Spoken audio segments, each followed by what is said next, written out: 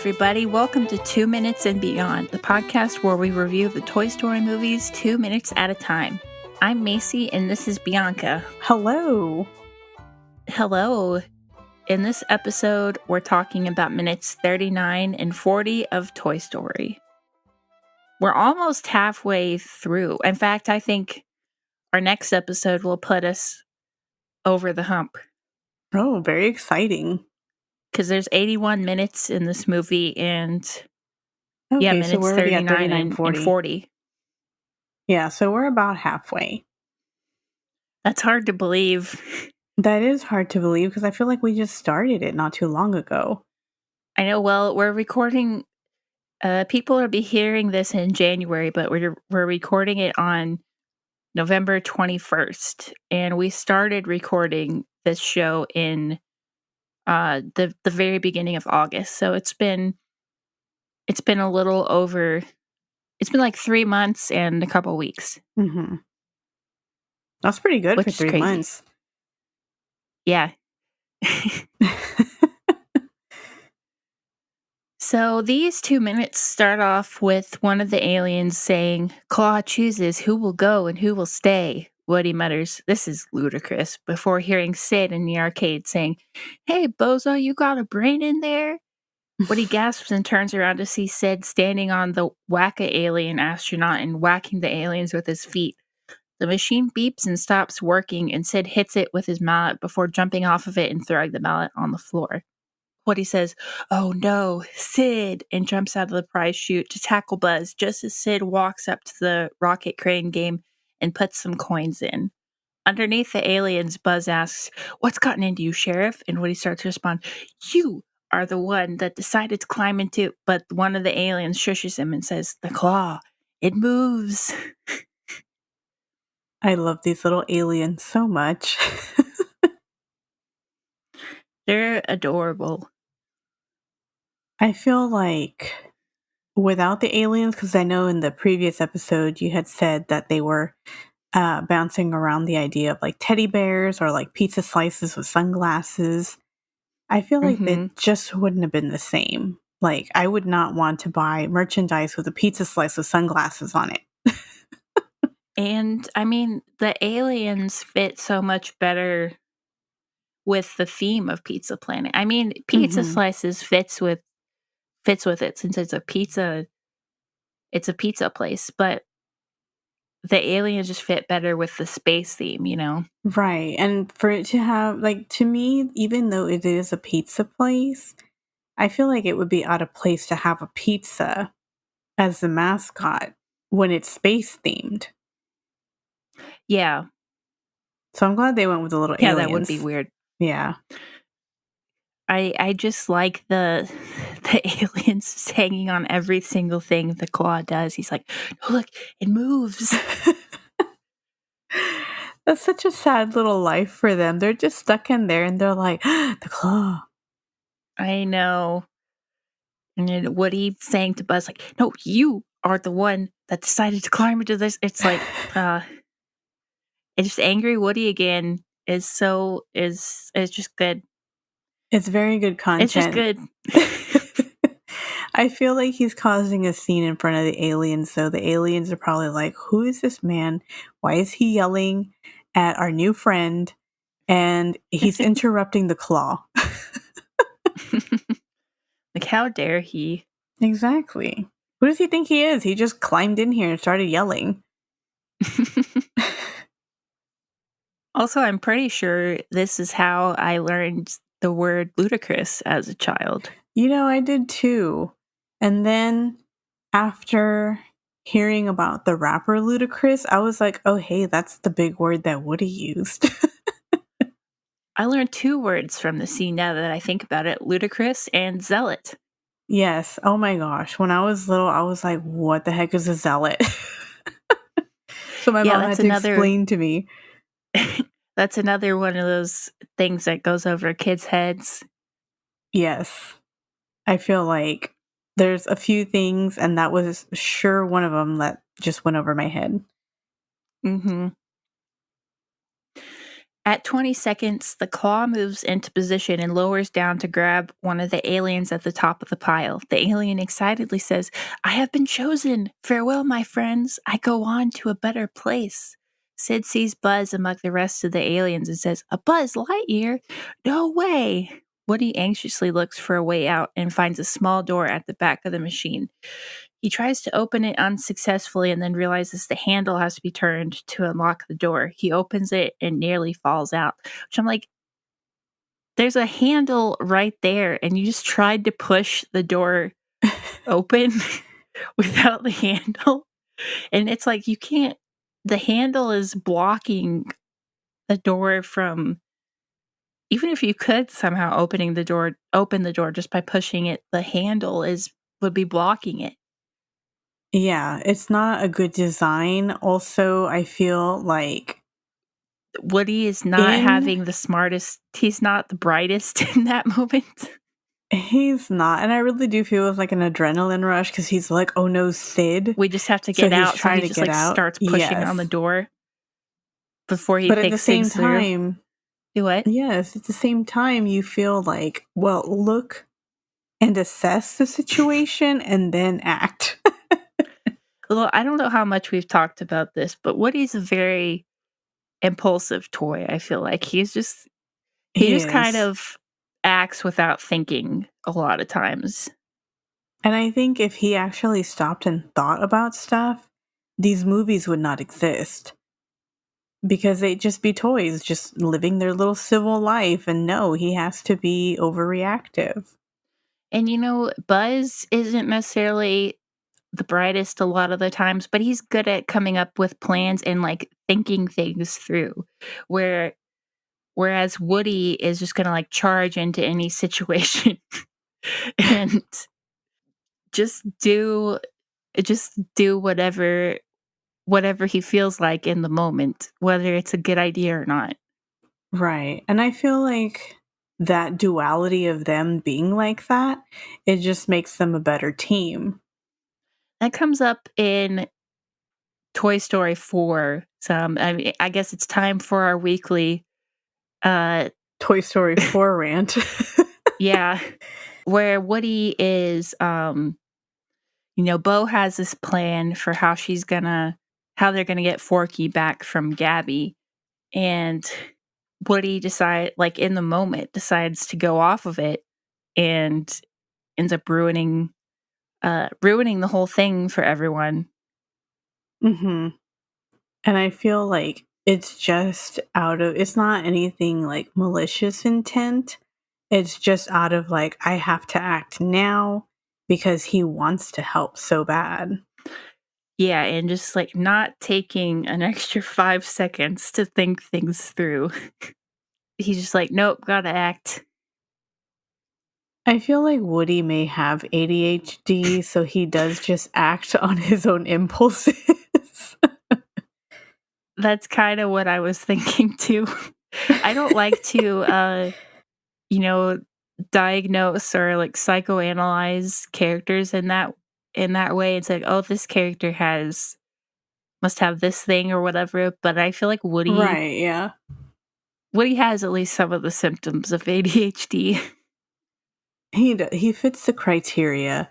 So I don't feel too terribly bad because I do also feel bad about doing that. But in this scenario, you kind of see it and it does mellow out after a while. But in this movie, for sure, you're like, okay, he's got some type of ADHD or something. hmm How can Sid not see the alien talking as the alien is being taken up by the claw? I, you know, I don't know. I never thought of that. I didn't either until watching this clip. And I probably would have never thought of it until you just said it now. I was like, wait a second.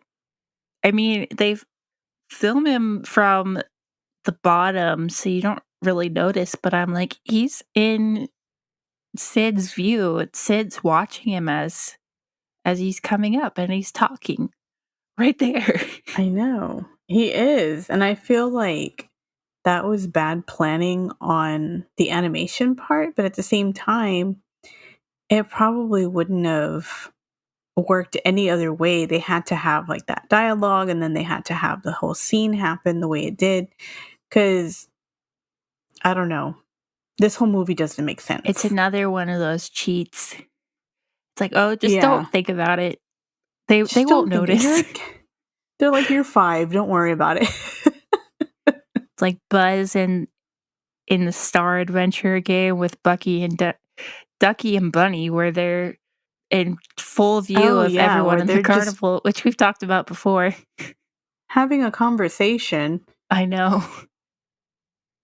At 50 seconds, the claw comes down and manages to grab Buzz. Sid exclaims, "Yes!" And Woody gasps and grabs Buzz's legs, pulling him towards the small door. Sid hits the glass with his fist and yells, "Hey!" Woody almost has Buzz out the door when the aliens stop him, saying, "He has been chosen. He must go." Woody tries to get them off, saying, "What are you doing? Stop it, you zealots." But it's no use. The claw pulls them out, and Sid says, "All right, double prizes." Sid pulls him out of the prize chute and says, "Let's go home and play," and does an evil chuckle as the camera focuses in on the white skull on his shirt. As much of a villain as he is, I want his shirt. Like, I really like his shirt, and I know they had it for sale, and I never bought it. I'm sure you could still find it somewhere. Like somebody's gotta have it.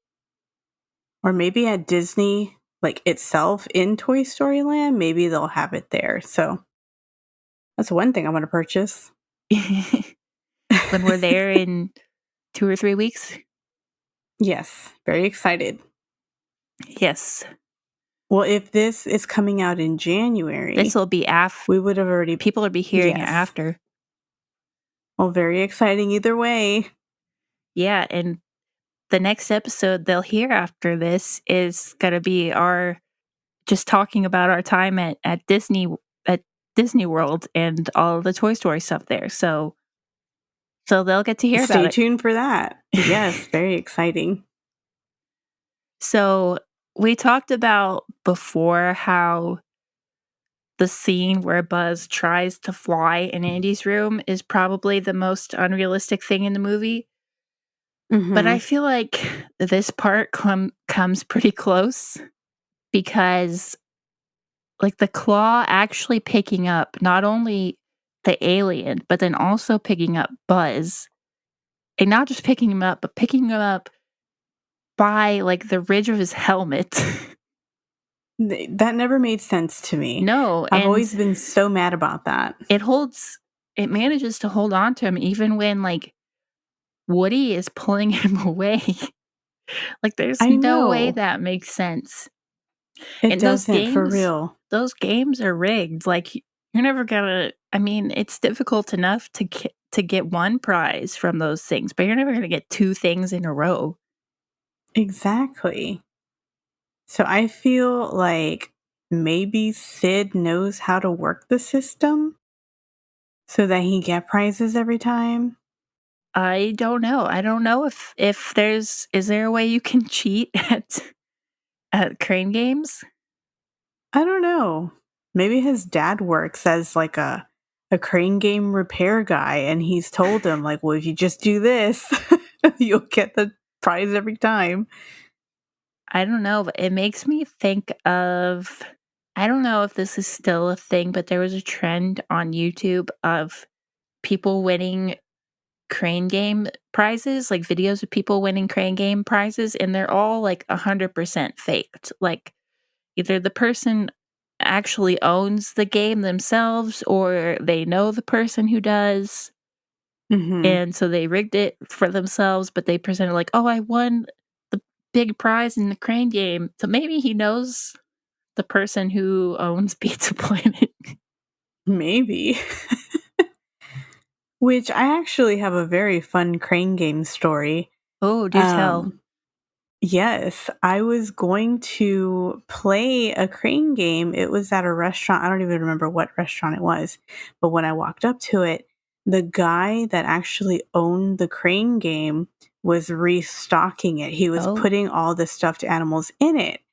And I was just standing there waiting, just, I was actually going to wait my turn and then play the game. And he saw me. He's like, "Oh, I'm here. Just pick a toy." So I did. And wow. I got this super cute little turtle. He was my favorite.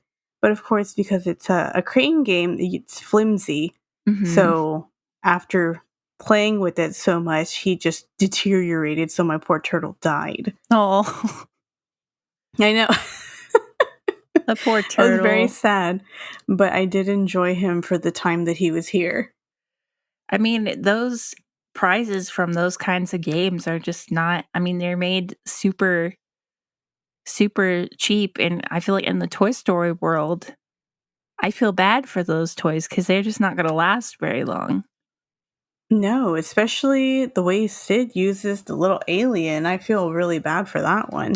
Those might last longer since they're like rubber and plastic, but Right. I don't know. I like that they worked the word zealots into a kids movie. I know. I feel like in any other kids movie you wouldn't see like any type of like zealots in a movie, but they do fit the criteria. That's just such a funny thing to hear in like a Disney movie for kids. I know. It's just it doesn't match because you never really see any like overly zealous people or like borderline cult people is the way we talked about in the previous episode. I feel like they would be overzealous also because they're stuck in that crane game. The only entertainment they have is to see the claw come down. Yeah. Zealot is also just a funny word. It is. It's one of those words that you're like, oh, I don't hear that very often. Yeah. At 1 minute 24 seconds, the camera fades into a shot of Sid's house before panning over to show Sid skateboarding home and closing in on Buzz peeking out of Sid's bag. Buzz whispers, "Sheriff, I can see your dwelling from here. You're almost home." The alien excitedly says, "Nirvana is coming. The mystic portal awaits." Woody says, "Will you be quiet? You guys don't get it, do you? Once we get into Sid's house, we won't be coming out." Sid opens the front door to reveal his dog, Scud, barking wildly. Sid tells Scud to sit and says, "Hey, I got something for you, boy." Woody tells the other two toys to freeze as Sid reaches into the bag and grabs the alien. He places the alien on Scud's head and says, "Ready, set, go." And then the clip cuts off half a second into Scud demolishing the alien. That's so sad. I feel like that would be the most horrendous thing that could ever happen to a toy other than, like being lost. Just knowing that you're going to get absolutely obliterated by a child.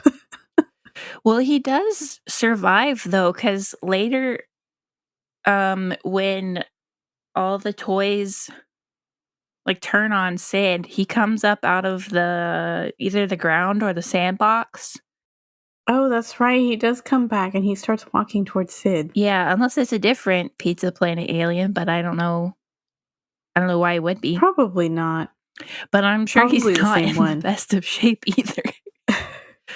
He's probably like, you know what? Just let me lie down for a minute.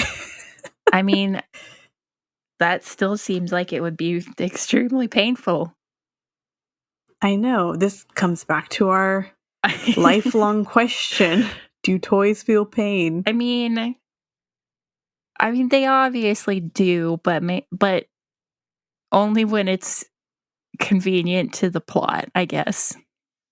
Yeah, I feel like they would feel pain differently though, since they don't have a nervous system. They probably feel pain differently. Maybe it's more like emotional pain. I don't know. I mean, we talked about how they breathe even though they don't have lungs. Yeah, and I'm still messed up about Buzz eating popcorn. I mean, It's gonna forever haunt me. if they can do all that, then I guess there's no reason why they couldn't have some kind of like phantom nervous system. Oh gosh, with little phantom pain receptors. Man, I don't like thinking about that. I don't either, because then it makes you feel like, well, they actually have a functioning human body. And if I were to accidentally rip them apart, like that whole scene in Toy Story 2 with Woody's arm falling off, Mhm. I would hate for it to have like an actual human arm fall off. And I don't know why I just thought of that, but that made me very concerned. Well, I remember when I first got my signature collection Woody, and I sent you a picture of him in his stand, and Oh, yeah.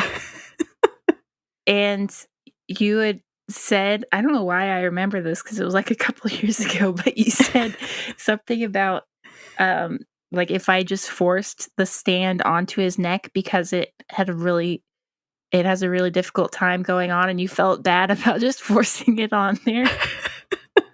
I do. Like, I still have their stands in the packaging.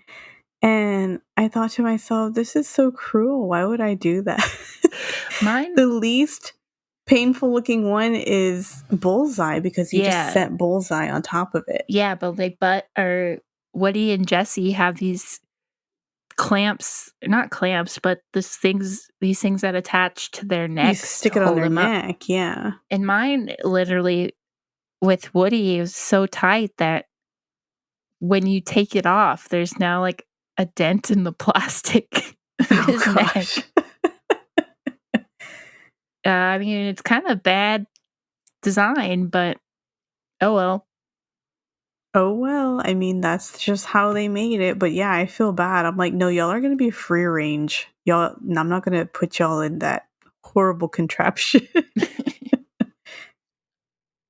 I was thinking about how in the audio commentary, I didn't actually write this down, but I remember them talking about how like when the alien says, "Oh, Nirvana is coming. The mystic portal awaits," and then Woody is just like, "Will you be quiet?" You know, it's almost like this alien has just been rambling the entire time they've been in this bag. Like he just won't shut up. And This Woody's poor finally little had it with him. alien. He's like, "You just stop." I feel like the alien is just so excited because he thinks like he's gonna have a good He life. thinks he's gonna reach Nirvana. So does that make them like, do they believe in reincarnation? I don't know. I wonder if the little aliens believe in reincarnation, if they're like, they think like, oh, these used to be aliens, like Buzz and Woody used to be aliens, and then they got reincarnated as a different toy. I have no idea. I don't know. Now this is opening another can of worms. Are toys religious? I mean, clearly the aliens have their little cult. Yeah. So I want to know like what instilled that in the toys? Like where did the one toy here? Maybe one little toy got crazy and he just had like this whole thing like, "Hey, I heard about this." And then he just like went crazy so everybody believes it now. And he's the cult leader. Just Oh my Well, I gosh. feel like in the case of the aliens, it just came from the fact that they've been they spent literally their whole lives in that crane machine and they've never known anything else. And they just have this True. And giant like claw that just occasionally comes in and picks him up. picks one of them up, and that alien is gone forever. Oh gosh. That's like, well, like you said earlier in the previous episode, where you know how like these really rural tribes will see an airplane fly by and then they start to worship it because they think like, well, I've never seen that before. Hmm. So, oh my gosh. I like as Woody's listening to the other two talk, he just looks so anxious the entire time. Like he's got like his hands, he's like tapping his fingers and Yeah. like clenching his teeth. I feel like he's the one having the worst time because Buzz is just like, I'm on a mission. This little Well, Buzz thinks they're alien's about to go having back to a Andy's house, apparently. true. And then the alien's just having a religious experience, and Woody's the only one knows that they're gonna die. Yeah. Well, I mean, Buzz knows about Sid too, but he still, I mean, he watched Sid blow up that combat car, but I feel like he just True. doesn't, he's just still not grasping what's going on. He's like, oh, there's Andy's house. Look, Sheriff, you're almost home. I mean, maybe he does see. Well, no, because Buzz, I don't think he's paying attention to the outside of the home to where he thinks, like, oh, it's the next door neighbor and he's going to that house. Maybe he thinks because they're next door neighbors. I don't know. I'm overthinking this. I mean, either way, he's just not getting it.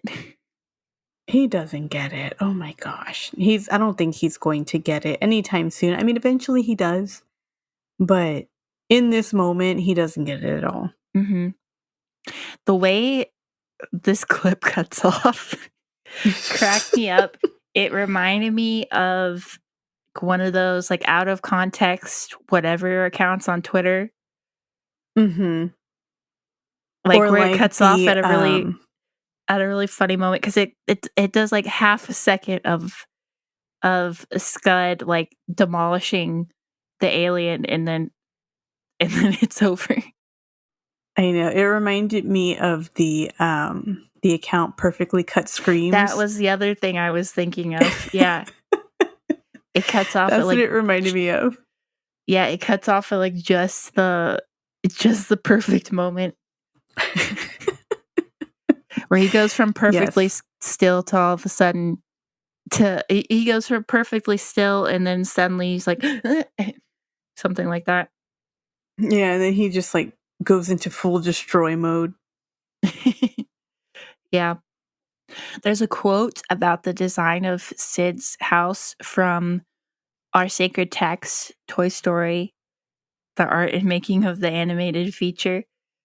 On page 74, it says Bill Cohn based his design for Sid's house on Pete Docter's attic, which was being renovated. I never would have thought of cutting up a roof line that way. It gives an off-kilter feeling, like you can't orient yourself, said Bill Cohn. And then Eben Otsby said, it's the most bizarre configuration I built in the whole movie. It is kind of odd. Like when you look at it and you actually pay attention to the structure of the house, it is kind of weird. Which, if it's based off of Pete Docter's attic that was being renovated, I'm like, Pete, what did your attic look like before? I know. I want to know that. Like, I want to see pictures of that. Pictures of Pete Docter's attic before it was renovated. Yes. Oh boy. I'm trying to think if I have anything else to say about these 2 minutes, but I really don't. Yeah, I don't have too much either. Our last episode, we went so much longer than usual, and now I know this one's like this one's exactly gonna be half kind of of what we short. did. Yeah, but it's getting pretty late. It's like 11:15 right now, so maybe that's good. Yeah, so I think it's a good time to cut it off. All right, let's go ahead and wrap things up. Thanks for listening, everyone. Be sure to follow our Facebook and Twitter accounts and send us an email if you have any thoughts, comments, questions, or concerns. And if you enjoy the podcast, please leave us a 5-star review on Apple Podcasts. See you next time. Bye, everyone. Bye.